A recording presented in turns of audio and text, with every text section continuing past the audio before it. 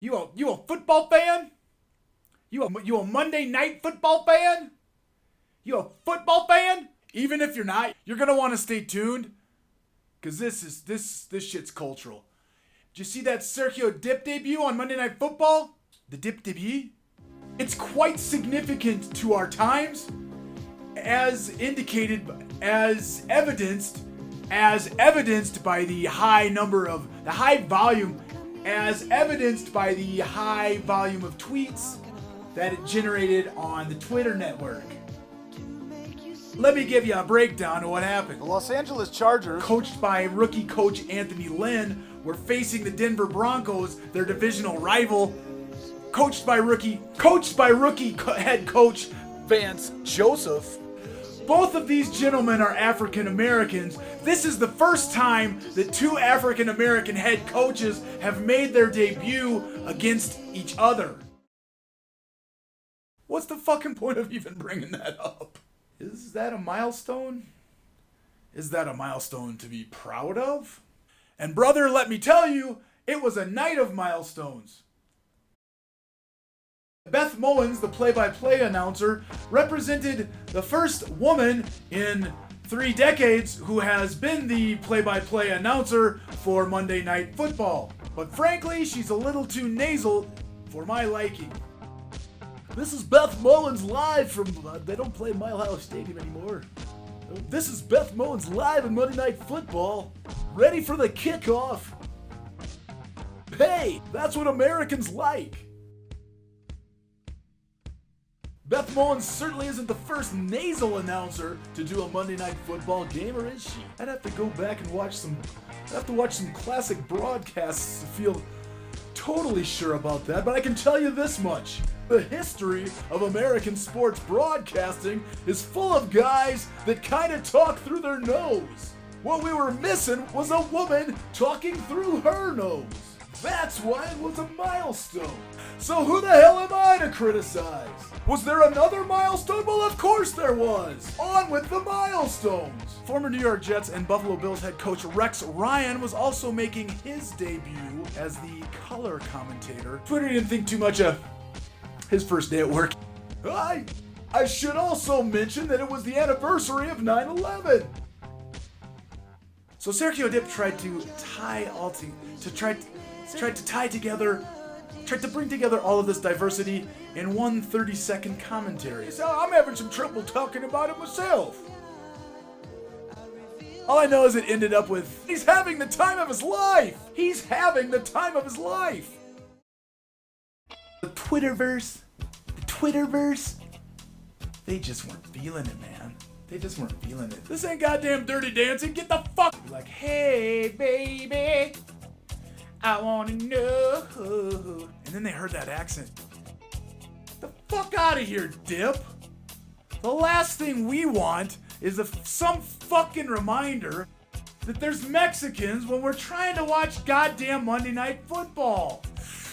Haven't you been listening to our president? Want nothing to do with that. The last fucking thing we need is to be reminded there's Mexicans when we're watching football. Fucking ESPN. Thanks a fucking lot, ESPN. Remind me of the Mexicans. At first I thought, ESL? Well, heck, that's my business. Although, truth be told, I can't really tell, man. ESPN is calling English Dip's second language. But after the game, a rather discouraged Dip released a video.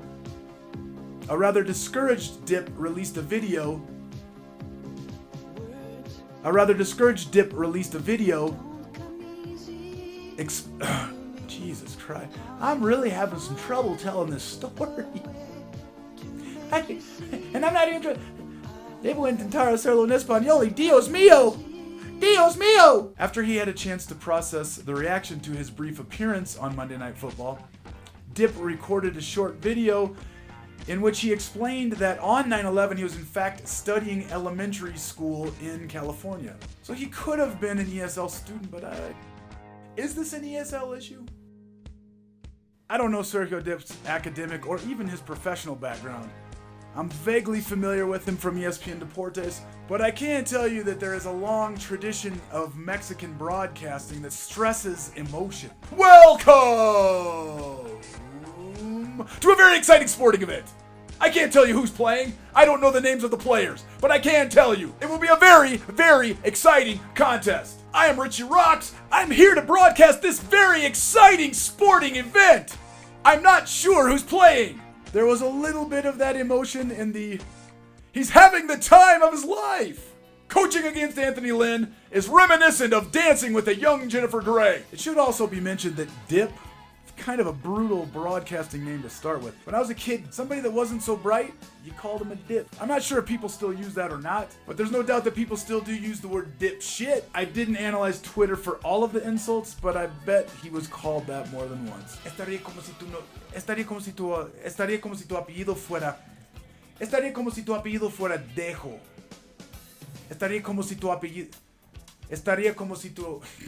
See? It's hard. It's hard to get it right. Estoy pasando el mejor momento de mi vida. Es como si tu apellido en Mexico fuera Dejo. People would make jokes about it. Yep, they would. Yep, they would, because the internet's mean. It's not only gringo Twitter that's mean. I can recall a news personality from a few years back. Hey, you gringos. The next time you talk to a Mexican... Yeah, right. Hey, if you don't ever talk to any Mexicans, make that your own personal milestone to get to this week. Go up to a Mexican and say, "Why derrito?" Try it again. Let's try it again. Let's try it again. Why Dorito? It's just right up there. There's a link right up there. You can watch that one on YouTube too. There was a production glitch when news anchor Joaquin Lopez Doriga was interviewing Anthony Hopkins. Anthony Hopkins didn't know the name of his movie in Spanish. The translation broke down, and he asked once, maybe twice, "Why Dorito?"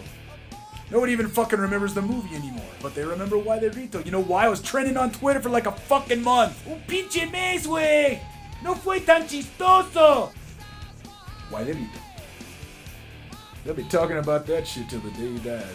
So after the game, Sergio Dip probably felt like he blew it. In fact, in the video that he made for Twitter, that's what he talked about. Kind of trying to crack the door open so he might get another chance someday. I was reminded of a friend of mine who made a horrible wedding toast one time.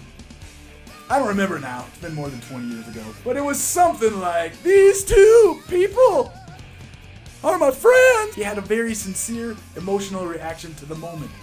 Much like Sergio Dip. And therein, perhaps, lies the silver lining for Sergio Dip. We gave my friend a lot of shit for that wedding toast for the rest of the night. But it's probably been a long time since anybody got in his face and said, "These two people are my friends." Kind of be an asshole for doing it now. Can I just say, if I could just say about this entire Sergio Dip Monday Night Football ordeal. Whatever, Sergio Dip's getting paid. You're going to keep getting paid. I don't care if you get back on Monday Night Football. I don't have a strong feeling about it. His English, from my perspective, was fine. Good luck. I don't hate you. But I honestly am more interested to hear Rex Ryan's input. On the other hand, I'd like to flip this into a... I'd like to bump this up into a... I'd like to notch this up to a global, I'd like to notch this up to a larger...